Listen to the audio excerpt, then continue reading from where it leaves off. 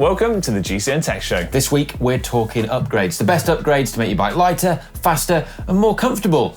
All of that. Wow, and in Hot Tech this week we have the most insane power meter I've ever seen, an off-the-charts 3D printed Aero bike, we have a limited edition Colnago and some new gravel shoes from Shimano that also have a new cleat system. Plus, of course, comments of the week and the bike vault. Let's do it.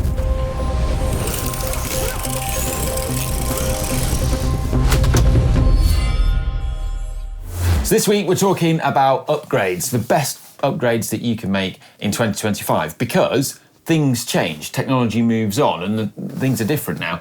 And so what I'm also going to do is break this down. Break it down. I'm so glad you did that. I was waiting for this.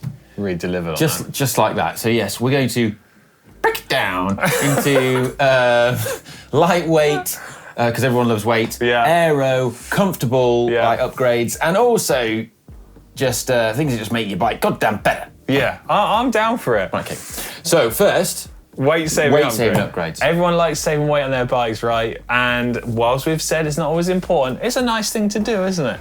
It is. Now, all right, face it straight up, best bang for buck, TPU in the tubes. All right.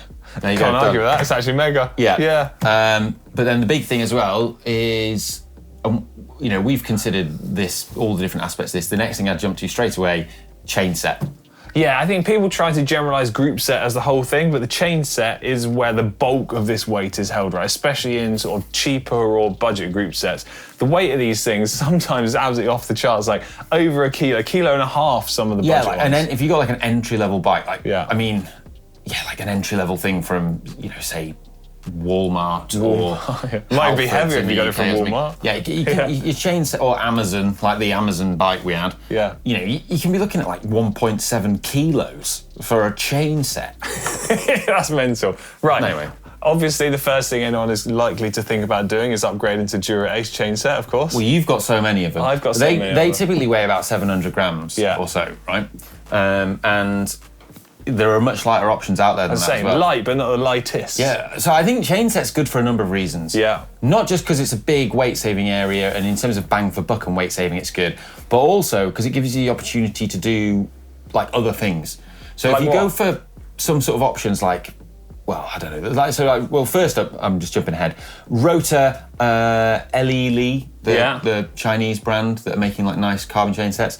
You're looking at like 500 grams, sub 500 grams for those things now. So that's like a huge weight saving you can make. Yeah, that's a lot actually. But the other thing you can do is experiment with your crank length. So maybe you're killing two birds with one stone. So yeah, that is something else that you can do. Yeah, I'm down for that. And also, you potentially upgrade into a power meter. Yeah. While doing your chain set. So you make your bike way lighter, you get a power meter, and you've optimised your crank length. All in one hit. Yes. Probably going to cost you a fair chunk of money though, but I think it's a worthy investment for improving your bike. Yeah. Crank length's an interesting one though. Tadej Pogacar's kind of like made this all the rage, right? Going with like teeny tiny little cranks. Jonas Vingegaard followed suit shortly after. Going on. Is it like actually the future? Because Connor's tried it. He said he loves it. Connor loves it. Yeah. Connor says a lot of things. Connor does say a lot of things. I think don't knock something until you've tried it. So I've been using 170s for quite a long time. Same here. Yeah. I think I'm gonna, that's shorter than what most people would use for our height. But I think I'm gonna switch and try some 160s. Oh yeah. I spoke to Phil Burt, Bike Fitting Guru, and he gave me a big spiel about it. He said it's not new, he's been onto it for a long time. Told me about how he got Wiggins when he did the hour onto little short 165s, and that really helped him. So I'm going to give it a whirl. Interestingly, so one of the big stumbling blocks of trying cranks is that you've obviously got to invest in them in the first place. I've got a plan, right? Well, that's your problem. You've got a drawer full of the wrong ones. Yeah, well, I've got an easy plan here. All of Chloe's bikes have got short 160mm cranks on, so I can just steal her cranks, put the long ones on. Chances are she won't notice it. She won't notice. Job done. I've got some short cranks to try. Let me know how that goes. She actually got 2 sets. Do you want a set? Yeah, go on then. Yeah, sort me out. Only old Tegra's though, sorry. No, I'm not bothered. Right, Aero upgrades, okay? Yes. Let's talk more about this. So the first thing that people are going to jump to is wheels. I feel like this is everyone's like favourite and first go-to upgrade when they've got the new bike. Wheels do transform your bike, and they do make it handle way better. But I'm going to say for an Aero upgrade, and this is controversial, I'm going to say no. That's not the best. Definitely not the best bang for buck. People are going to be in the comments now, like, oh, I fitted new wheels on my bike and I go 20 mile an hour faster now. No, I'm sorry. Like, performance wheels, yes, they are an upgrade, but they're not the most, like, best bang for your bike. They're a significant Aero upgrade. Yeah. Don't get us wrong. Yeah. But, like, in terms of, like, bang for buck Aero upgrade, get some Aero socks. Yeah. Like, we often say cheaper. this. Aero socks, like, the cost to the watt saving that you're going to get, even at the slower speeds most people like typically would ride at, far outweigh what you can achieve with some carbon Aero wheels. But also clothing in general, right? We say it all the time, your body position is one of the most crucial things to get right. And not only is it, you can optimize your actual position, but clothing. Yeah. Yeah. Well, I mean, anything that optimizes your position is a better Aero upgrade usually than Aero wheels. So, you know, maybe some narrower bars are going to be part of that, but it's probably more to do with bike fit in general. Two very important things I want to quickly highlight. Carbon wheels look very cool. Aero socks don't necessarily look that cool. Well, that's it. And you've never seen someone wearing Aero socks, but with not carbon wheels. Do you know what I mean? You've never seen someone without deep wheels wearing Aero socks. It should be the other way around. Yeah, I know. It should be the other way around. But it's that thing of like, you don't, you know what I mean? Like, you don't see it. And so, I think that's the other thing. Carbon wheels, if we're being honest, they look really cool. Yeah. That's the main, that's like, they do make you faster. Lighter as well. Yeah, they make you faster and stuff, and they are more Aero, but if we're really being honest with ourselves, it's because they look cool. I tell you one thing that did look cool. That's the main reason. The wheels on your like US record attempt bike looked absolutely off the charts. Dude, yeah. They were mad. Yeah. Please tell me you brought those back to England. They're coming back. They're currently in America, but they are coming back. Yeah, they are blooming cool. Those. Yeah. Now, can we talk about narrow handlebars? I know we often talk about narrow bars on the tech show, but I feel like it falls into this Aero upgrade that is like a real worthy one because they don't have to be crazy expensive. There are some cheap and affordable handlebars that are narrow and give you a lot of the advantages, but not everyone's going to be able to choose this because just from ergonomics and the size of different people. Well, that's it. It's just narrower bars is one, but it has to suit you and your shape. And not everyone can. No, okay. But we've measured it in the wind tunnel. We've shown that before that it does make a significant difference. Yeah, particularly if you take it to the extremes. Yeah. Okay. We've talked about saving weight on our bike. We've talked about making our bike more Aero. Comfort next. Comfort upgrades. Because some people aren't bothered about weight or Aero at all, but they are bothered about comfort. Yeah. And, well, first one, you're going to love this, tyres. Get some big chunky boys on there. Yeah. Yeah. Makes the biggest difference. I mean, like, in our experience riding bikes, you constantly people love to, like, sit at the cafe on the group ride, don't they? And, like, and sort of debate the merits of different frame materials and go, no, do you know what? Titanium, it's just so much more plush than aluminium. That's my... Were you on my group ride at the weekend? Yeah. No, it's just so much better at vibration dampening. Yeah. Yeah, okay, cool. Tyres, honestly... Steel is real. Mate, what makes more difference than all of that is tyres. Yeah. I was going to throw a Steelers reel out there like 30 seconds ago and I held it back, but you just went for it. Yeah.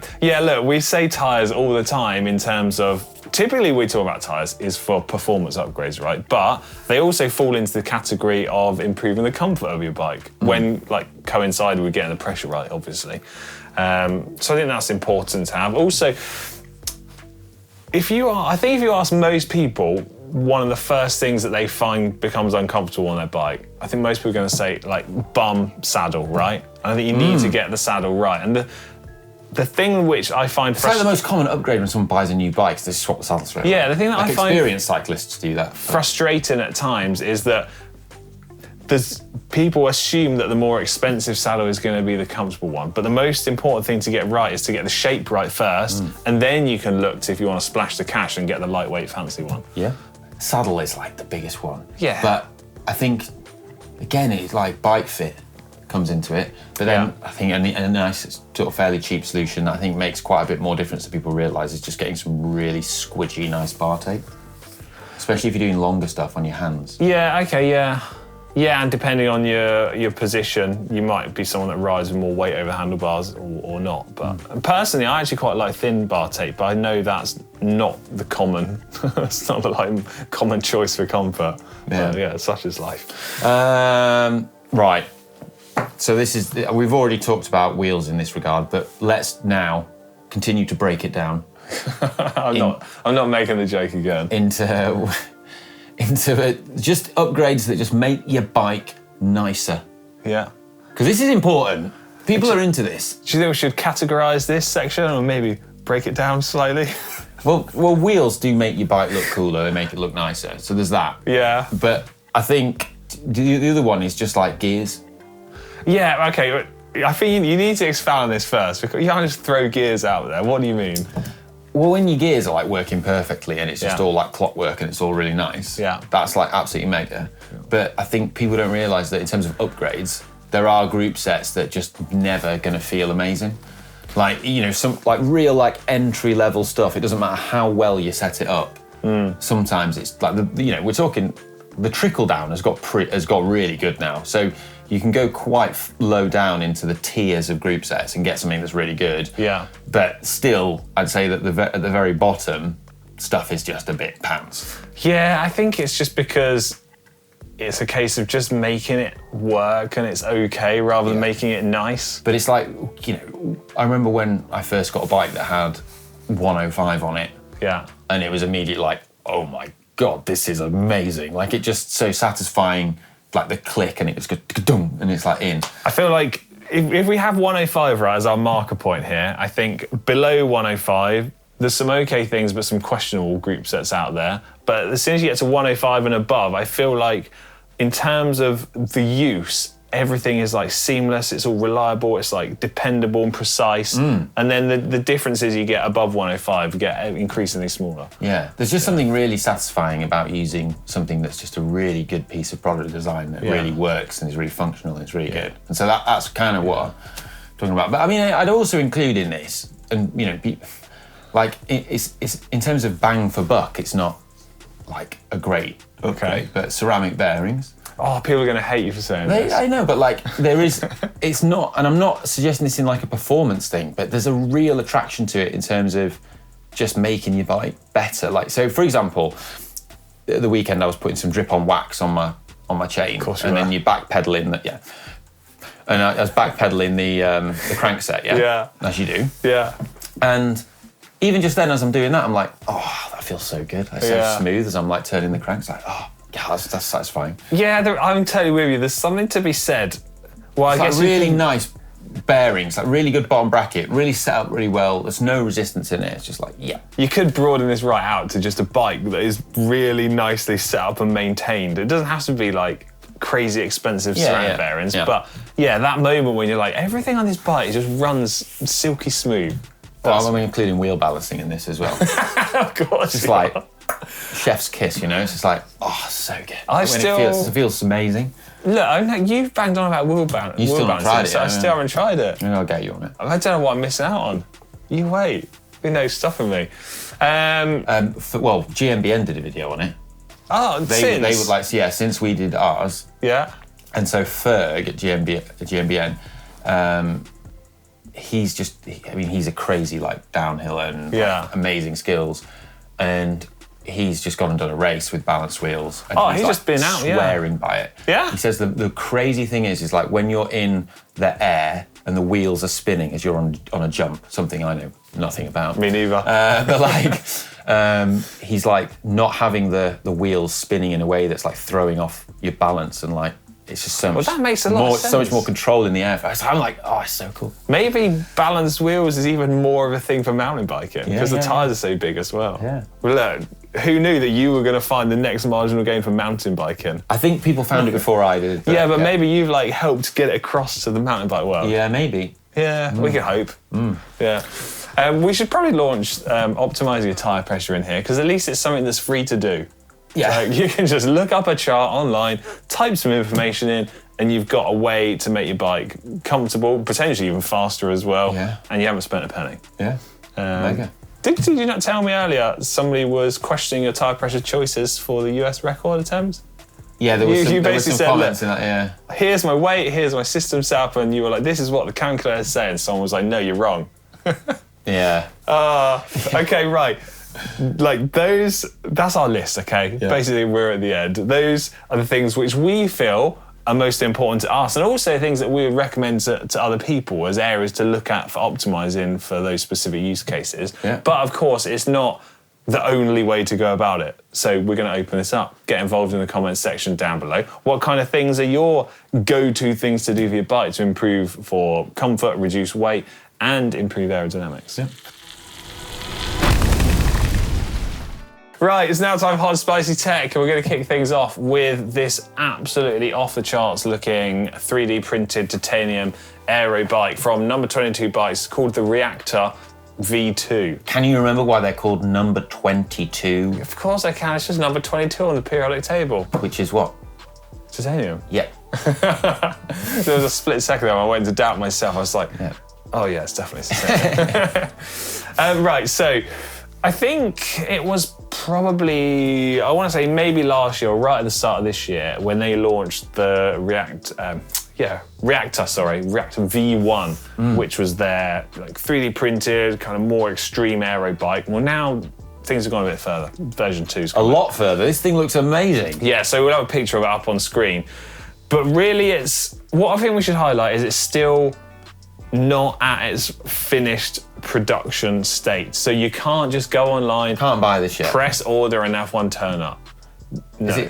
So what's the deal? So the deal is, if you want to get involved with this crazy bike, you have to do a deposit, and then when final $1,000 deposit. And how much is it going to be in the end? Well, this is the crazy thing, right? I was reading, and there's just a guide price for the guide price. It could be between $10,000 or $15,000. Could be less, could be more. So you're kind of taking a little bit of a chance at it, but I don't mean that in any way that you're taking a chance on like a crazy bike turning up, because I think it's really cool, and they're like an established brand. They're a legitimate company. Yeah. They're not going to just... It's not like dropping $1,000 on a Kickstarter that's just going nowhere. But there's some cool changes here. It's really utilising the UCI changing regulations for tube profiles and stuff. And what fascinates me the most is the use of the 3D printed titanium sections, which sort of allow you to get those crazy shapes in that material. Yeah, but like the stem looks incredible. Yeah, I'm just mind blown away with it, to be honest. But then with like the chain set on it as well, it all just looks super sleek, doesn't it? It's really cool.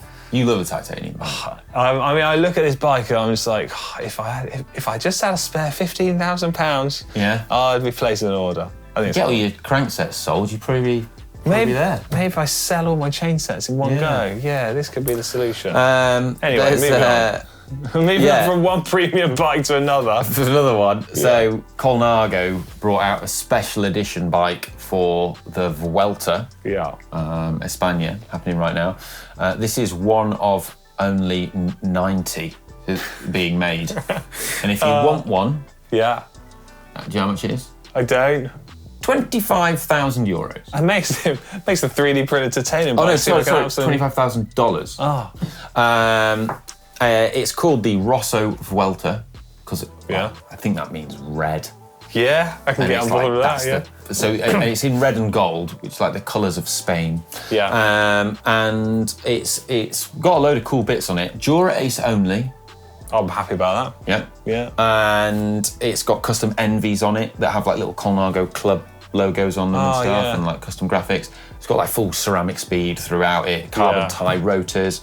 I noticed as well that the ceramic speed oversized pulley wheel system is like a custom Colnago one as well, which is pretty cool. It says Vuelta and Vuelta. It's like all customized. Colnago have been doing this with like, I love it, don't they? The Steel Nova had all the little finishing touches to it where other brands have got on board with the ethos of it and stuff. Yeah. But the other thing is, this bike comes with a display plaque.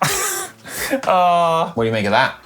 I don't know what I make of that, you know? Do you have a bike with a display plaque? I don't think I would. I don't know. I think it's for collectors. Well, yeah, I think it is for collectors, but for me, I don't think I'm ever going to get to the stage in life where I've got so much money that I can just buy a bike that has a display plaque. And I go, do you know what? I'm probably never going to ride it. It's pretty nuts. This is pretty wild. This is like a thing, though. It's something that's come from automotive. Yeah. Because you think of like Porsche, they have all their models, but then they've long done this thing of like special edition Porsches. Yeah. And then that is the one that becomes the collector's item. I'm all for it though, because I think seeing these like crazy cool bikes is special, and it doesn't bother me that I'm never going to have one, never going to ride it, never going to buy one, Yeah, but whatever, cool. It's cool. Anyway. New shoes. Oh yeah, love shoes. Yeah, we do love shoes. What are these ones? Sore feet without them. So these are the latest gravel race shoe from Shimano. They're called the RX 910. Not only have you got a new shoe, combined in with this, there's a new kind of cleat system. It's called the pontoon cleat, okay? So just to be clear though, before we get into this, there's Shimano have their shoes, right? Yes. They're blooming great. I've got the road ones. So do I, obviously. And I've also got the mountain bike ones, but you know. Yeah, all right. I don't have those, but whatever. There's like the road shoe is the mountain bike shoe. Yeah. So this is in between that. Yeah, so it sits in between that, but Shimano have made it very clear in like the information about these shoes that it's not just a compromise on a road shoe and a compromise on a mountain bike shoe and sitting in the middle. They've tried to make the shoe to do what you need it, rather than going, well, a bit of this one, bit of that one. And one of the things that they've done is change this cleat system for the pontoon cleat, so that... Is this a gravel cleat or for mountain bike as well? Well, it's designed for gravel, right? Let me explain why it's designed for gravel. So, gravel races are getting longer and longer and longer. This is one of the reasons why some people have opted to use a road shoe, okay? Because you go with a wider platform, more stability, more comfort, right? So the idea behind this pontoon cleat system is that this section here moves with your cleat, so you've got a wider platform to give you more stability while still running the mountain bike cleat and pedal setup, which then gives you the... floating like a pontoon bridge. Yeah. That's why they've called it that. That bit moves around, so that when you position your cleats, you still get the extra support rather than having it just fixed on the shoe and then you're not getting the most from it. Oh, nice. Yeah, I think it's cool. That'd be interesting to try. Yeah, also, if you're into shoe stiffness, these are a 12 out of 12. 12 out of 12? Yeah, on the shoe stiffness index. Oh, the shoe stiffness index. Yeah. Cool. Right. Weight, 304 grams in a size 43. They come in black, white, blue, and deep sea. Price, $480 US, 419 euros, 369 pounds and 99 pennies. Where do your Nike like high top customs come on the shoe stiffness index? Very, very low. They're one? Probably a half. A 1.5? No, like a 0.5. Oh, no. Okay, cool. Yeah. Right, this nuts power meter, this crazy thing. I saw this and I was like, what? It's basically been plastered all over every single social media feed I've looked at in the last few days. I'm gonna get the picture up so I can just see. So the place I've been looking at some information about this is on Kickstarter, because I don't think you can just rock up to shops and buy this yet. And it appears to have been quite successful. 878 backers. Goodness. At the time of making this, there is £138,000 been pledged. Yes. Who is donating to this? I wish everyone the best of luck. I'm not a power meter expert, but in my very loose understanding of this, I'm going to say it's not how most people would choose to accurately make a power meter. From the Kickstarter page, it says, let me read this out. Most power meters today are overpriced or overcomplicated. They cost too much, they take too long to install, and once they're on, they're stuck on, locked onto one bike and one setup. And then they've created this, which can easily be clipped on and clipped off of multiple bikes and goes over the chain, right? They say it gives you real rider input and gives you reliable power data without the high cost, and it takes 30 seconds to switch between bikes. Just get pedals. They also take 30 seconds to switch between bikes. That's pretty good. And they're now like really accurate. Yeah. Look, I'm at a little bit of a loss of what to say about it. I think just the visuals of it tell you everything you need. Apparently it's compatible with almost every bike and chain apart from SRAM flat top chains. I did see, I think it was Shane Miller, GP Live, did a post on Instagram about this product. and it was saying it had a picture of it fitted onto a flat top chain, which is weird because they're saying it's not flat top compatible, but the flat top chain was installed upside down. And he was like, the clue's in the name, the flat top. So it was like the flat bit was on the bottom. God. So yeah, questionable nonetheless. Like all Kickstarters, invest at your own risk. Zwift. I'm still like, it just looks like it's gonna it just looks so delicate. It's just like it's gonna fall to bits. Yeah, like, I mean, because you get chain slap as well. Like your chain moves around. Your chain's not perfectly still. Yeah, for me, there are more questions. There's quite a bit of weight to attach to your chain. Like if you go over a bump and that thing moves and throws it into your spokes. Yeah. Oh. I'll put you down as a maybe. It's going to take a lot of convincing for me on that one. Right, what's next? We have some Zwift news to round off Hot Tech next. Dan is like his training plan, right, for the Gravel World Champs. Oh, nice. He did so great when he went up to Scotland. He's qualified for the Gravel World Champs. By mistake. He accidentally qualified. Basically, you can now get involved with Dan doing some of the training that he's doing in preparation for the World Champs. I think there's 2 weekly group rides or workouts on Zwift. You can ride with Dan. Yeah, so you got Tuesdays, 9 a.m. and Thursdays at 11 a.m. I see what he's done there. Straight in work time. Work hours, yeah. Played it smart there. There's us, training outside of work hours for our big challenges. Yeah. Well, plus... I see what you've done there, Dan. We get involved with the Zwift community at 6:30 on a Wednesday night. Oh, yeah, outside of work hours. Cool. See what you've done there, Dan. Nice one. We'll have a link to the rides in the description down below. So take you to the GCN club. You can get signed up, get involved. But pretty cool, hey, nonetheless. And that leads us on to comments of the week. These are comments you've been leaving underneath our videos from last week, and we picked out some of our favourites. Yeah, there's some good ones.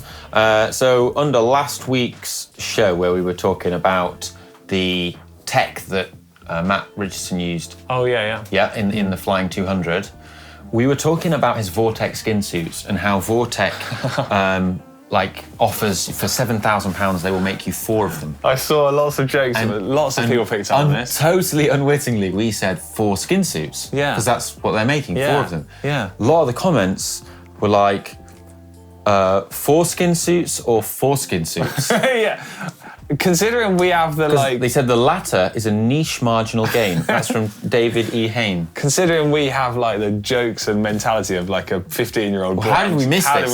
How did we miss this? I'm actually disappointed in us. A few comments about this. Mark Trick LeBanc said also, you just said 4 skin suits. Yeah. I'm just going to keep saying it now. Yeah. Yeah. Now that someone's pointed it out, it's really obvious. Yeah, mate. Yeah. There you go. someone else left a slightly weird comment. I feel like it was a bit mean against you, actually. What does it say? It says, Oliver, always wondering why you haven't got a boyfriend yet. Immature jokes like ribbed or why. Grow up. Well, I think that person who wrote that comment should go over to the Silverstone Wind Tunnel and test them out. Maybe, spend 7,000 and get 4 skin suits. Yeah. There you go. Take that. Okay, moving on. Yeah. So in the comments that were under the tech video on the preparation for the ultra record. Yeah. Lots of nice comments under that. Thanks everyone for those. Quick update, by the way. My finger's still broken, but you haven't got the carbon fibre finger splint that I put in last week's tech show. No. Oh. But the I've been able to get out on a ride and ride. But I'm still bruised and stuff on my left side. But getting there. Yeah. All right. So, thanks for everyone's support. But there's this question here on that when I was talking about heat training, the importance of that. And then Jarls Palund said, if you overheat, your performance drops off a cliff. And then it cuts to Alex bonking. Absolute cinema. What was the clip of me bonking? It's the one in Mallorca. Yeah, great. That's a good history. At L337G0G0 says, what a beautiful, well-informed piece of education and tips. Very well laid out and thoughtful and concise masterclass of providing information right here. Oh, thanks. God, is that your mum wrote that? Glad you enjoyed it. Yeah. Thanks, Mum. Thanks, Mum. And then this comment, which was under the tech show as well, which was from Julian Allen 515, who said, because we were talking about 140 rotors over 160 in the bike vault, because someone had that. I remember now. And then he refers to JP Ballard, friend of the show. Yeah. He said that there's no measurable aero gain for 140 over 160. Interesting. That is interesting, yeah. Well, I'm pleased to know we're not giving those watts away. And also, when we had that time bike, and I said, "Oh, what's his chops?" and I couldn't remember who it was. Yeah. This guy's read my mind. I was trying to think of Simon Warren, because he loves his time. There you go. And of who does 100 climbs. And he also agrees with us about top tube mounted frame pumps. I'm pleased there's one other person in this world that agrees with us. You get a lot of ridicule at the start of the ride, but when Yeah. someone has a puncture, everyone's your friend. Everyone's your friend. Okay, right, it's now time for the Bike Vault. This is where you upload pictures of your bikes using the link in the description down below, and then Ollie and I pick them out and we judge them to be either nice or super nice. If they're super nice, the bell gets rung. Okay, Elliot first. They say, howdy, GCNTech crew. Here's my 2022 Trek Imonda in lithium grey. Mechanical group set. All the good stuff. That's smart, Towel tyres. Like it. That's smart. Also, what sorcery is this? How is that being suspended? How is that held up? I can't. There's like, Whoa! what is going on here? It's pure magic. Maybe it's just like perfectly balanced, Yeah. like in a like a sort of a Zen sort of rock garden. Yeah. One of those rare. Yeah, like a Zen rock garden, sort of like in the middle of the road. Yeah. Yeah. Someone's done that. Yeah, it's. Oh, can we super nice this? That is a super nice. Of course it is. Beautiful. Who we got next? Mark J. Thompson. It's a Fairlight Strail 3.0. I like it. Yeah, very good. All weather, all road, long day in the saddle bike. All weather, all road. Yeah. Into it. I tell you what, I am into this bike, because I'm really, if I'm honest, I'm really not digging the tri-bars on it. Yeah, but it's because it's for randonneuring. It's Yeah. like full on ultra riding. Yeah. So that's why. Okay. I mean, like my bike for the States had tri-bars on for that reason. It's like functional. It's like it's a specific purpose. Okay. I'm into it. Yeah. Do you know what's a bit weird though? Is that saddle angle position. Yeah. That It's doesn't- like I mean, it clearly does work for very him. sort of. Clearly does work for him. He knows, you know. Yeah. But It's a fabric it's a scoop set. I used bit these a long time ago. They pointy uppy. Sponsored the team I raced for one time. 105 on there. It's very Group clean. It's 30. really well clean. Look how clean that chain is. Yeah. Eat your dinner off that. Nice minimalised, like minimalist mud guards on there. Yeah. They're good. I think it's really smart. I love I love a functional bike. I love it. Can we super nice that? Yeah. Super nice. Wayward Child with a Canyon CF Aero 8 with GCN Le Tour limited edition bidons. Well, there's just one, sorry. Yeah. Yeah. We should have given them an extra bottle. Do you know what? Wrong gearing, bike obscured by grass. That little bit of like sort of metal wire Rope. hanging down is just annoying. Yeah. It's a really nice bike though, isn't it? It's just a shame that it's just. You could have just picked a better place, and it's in that. Yeah, it's I'm going to throw it not out well there. presented, is I it? think we're going to have to say nice and I mean, please it's- resubmit. Yeah, and I feel bad because they've got a GCN water bottle on there. Well, look, I'll tell you what. Resubmit. Purchase a second limited edition water bottle. You're basically saying the only way you can only get in the bike vault if you buy your way in. Buy your way in, we'll 100% give you a super nice. I can easily be bought by the price of a GCN water and a bottle. shadow stand as And a well. shadow stand. Yeah, And any other available merchandise at shop.globalcyclenetwork.com. shameless. Yeah. So nice. It is a nice, but not for that reason. Right, Marco D next. This is a Merida Sculptura 9000 The golden one. Like it. on the lawn of the Pineapple. Which is apparently a Scottish National Trust building. Wax chain, 165 cranks, matching bottles or bottle cages, all gubbing, stripped from the bike to show it in its full golden glory. Little short cranks on this bad boy as well. He's got Yeah. 165s on there. This is a sick bike. It is. What are the pedals? They are Siomas. Yeah, they're Gen 1s with the little pods. Still going good. Yeah. Those GP5000s look really nice. Are they 30? No, they're 28s. They're coming up wide. Did you just see that on there? Yeah. We can read the tyre size. I mean, whatever, fair play. Can we supervise that? Hang on, I'm going to just, wait a minute. So the old mechanical zoom. Yeah, I'm sure they're 28s. Yeah, I'm don't question it. Super nice. Oh, that's great, isn't it? That's my favourite bike this week. That one. So far this week. So far. Could be an absolute banger next. Could be, that is a banger, that one. Time for fun next. They said they've been cycling for 2 years since they retired. Bought the bike 3 months ago. 105 DO2, Hope Rotors. Wheels by Ryan Builds Wheels. Based in the Wye Valley, Si's favourite place. Yeah. Oh, that's nice. Tell me that's not cooler than the previous bike. And that's his first road bike. Fair play. That is blooming wow. Baller. Yeah. I think it. we've filmed where that photo's been taken. Most probably. In the Wye Valley. I really like this bike. It's sort of subtle, got all the right bits and bobs on it. It's sort of, I think it's sensible choice to set Got up the there. Galfa rotors on there. Yeah, that's cool. They're a popular upgrade at the moment. Yeah, people saving weight with those. People go mad for it. 105 on there. SPD pedals, interesting choice. If it works for you, good. Yeah. That's again really, really well presented and really nice. Yeah. I like that a lot. It's not. I do prefer the Merida we just had though, but it's still super nice. Okay, this is from Ed next. They say hybrids can get into the bike vault, right? So he's on holiday in Canada, borrowed this Da Vinci Sydney hybrid so that they can continue to ride. Never heard of the brand, and it's I like they've just add this in. It's a far cry from the carbon fibre road bike that I'm used to.